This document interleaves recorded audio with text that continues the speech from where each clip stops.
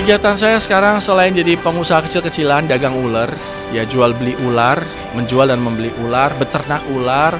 Terus sekarang saya lagi banyak belajar tentang ilmu sosial gitu. Jadi banyak sosialisasi lah ilmu sosial. Saya juga punya yayasan juga kan. Jadi memang lebih fokus sama kegiatan yang berbasis masyarakat.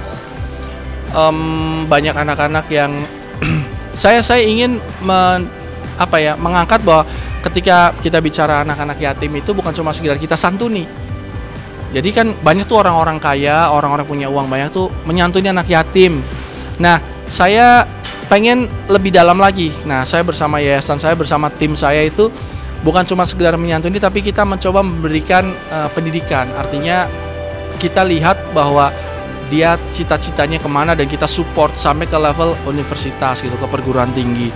Memang belum banyak lah karena kemampuan finansial saya kan terbatas. Tapi saya bahu-membahu bersama teman-teman. Ada juga saya menggalang bersama teman-teman ini menggalang sedekah lah gitu ya, menggalang sedekah. Bukan penggalangan dana besar-besaran, tapi lebih ke arah teman-teman yang punya uang lebih dari luar negeri pengen punya anak asuh. Nanti kita bisa salurkan bahwa kamu punya anak asuh, satu yang kamu sekolahkan dari SD sampai kuliah kan gitu. Seberapa kemampuannya. Itu yang sedang saya lakukan.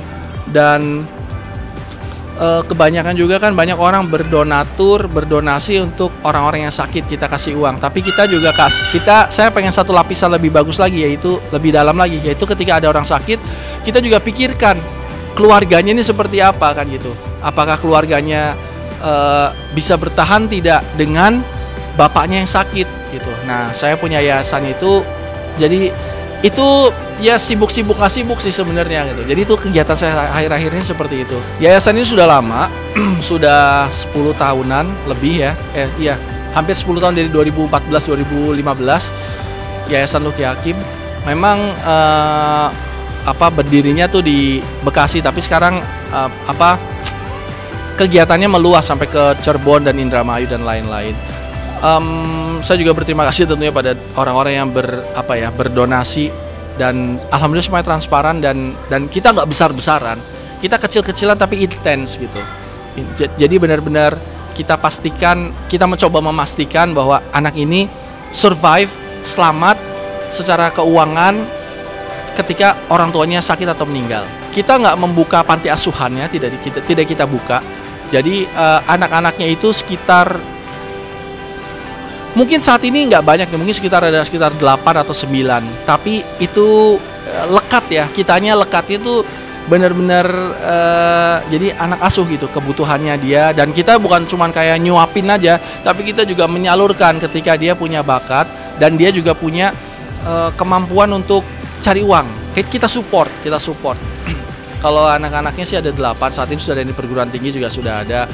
Ada juga yang orang tua yang anaknya sakit, yang misalnya semacam punya penyakit yang tidak bisa disembuhkan, misalnya kayak hidrosefalus gitu-gitu. Itu kan sebenarnya kalau bahasa ininya ya, kayak sedang menunggu saja sampai nanti akan berpulang kepada ilahi, karena kan sulit sekali disembuhkan kan gitu. Tapi kita support semacam itu. Itu ada beberapa, ada hampir sekitar 3 keluarga. Ada lagi yang memang disabilitas yang dia proses secara psikologisnya tuh belum bisa menerima, dan kita coba support untuk bisa sampai mereka bisa menerima dan bisa bermandiri gitu. Saya juga bekerja sama teman-teman yang core bisnisnya, bukan core bisnis,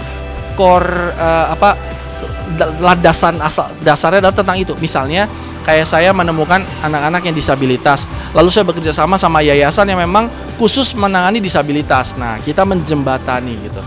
Ya, cari-cari kesibukan buat ladang setelah nanti kita udah meninggal kan gitu. Jadi sebenarnya ya, tapi gak sibuk-sibuk banget sih, enggak, karena saya juga masih suka syuting kadang-kadang kan gitu. Terus masih bisa jalan-jalan sama hotshot juga. Jadi saya bikin balance saja, seimbang antara sosial, kesenangan. Saya juga nggak setiap hari ngurusi sosial juga, enggak. Saya nggak sebaik itu juga. Saya tidak mendedikasikan diri dari pagi sampai 24 jam untuk sosial, enggak. Saya masih juga senang-senang juga, masih bersantai-santai juga. Jadi ya biar balance lah. Iya, saya ingin punya anak lagi, pengen nggak pengen. Cuman sekarang anak saya juga udah gede. namanya Nokia, udah hampir 16 tahun ya, 16 tahun. Dan saya kebayang kalau misalnya maksudnya alhamdulillah, aduh saya takutnya pamer.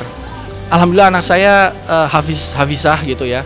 Dan saya udah ngobrol sama anak saya juga untuk nanti istilahnya mengabdikan diri gitu. Nanti saya ingin memfasilitasi anak saya juga untuk datang ke pedalaman mana untuk mengajarkan ngaji di daerah-daerah yang tidak ada gurunya kan gitu. Jadi sekarang saya pengen punya anak lagi, cuman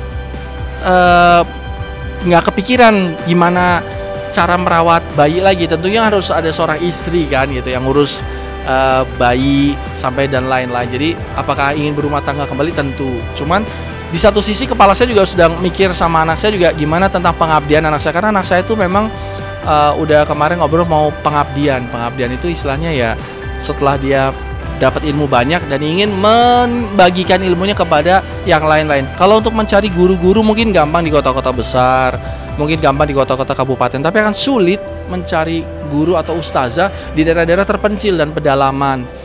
Itu kan perlu pengorbanan waktu dan biaya, dan juga dari segi keamanan kan gitu. Nah itu yang sedang saya pikirkan bersama anak saya, gimana kalau misalnya nanti anak saya melakukan pengabdian ke daerah-daerah yang terpencil.